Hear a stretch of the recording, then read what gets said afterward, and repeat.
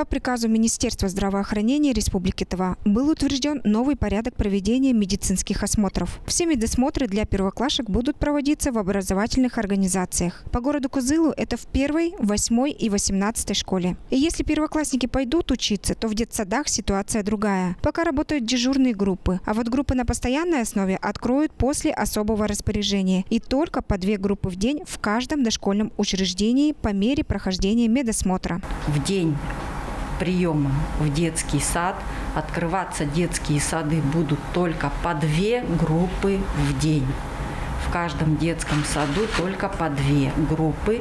Опять-таки для каждой группы определено определенное время, дата и время, на котором будут присутствовать врач-педиатр и средний медицинский работник.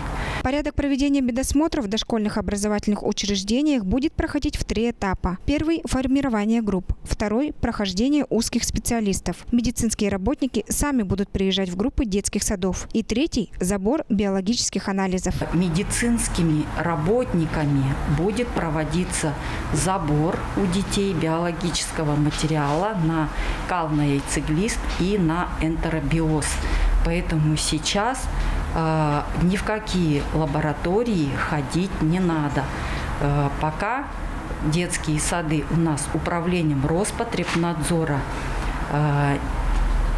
нет разрешения, на открытие детских садов, поэтому пока в детские сады никуда ходить не надо. Таким образом, детям и родителям не нужно ходить в медицинские организации за справками и направлениями. Частные лаборатории тоже не должны принимать анализы ребенка. Я бы очень хотела попросить родителей, чтобы они оградили своих детей от заболеваемости новой коронавирусной инфекции.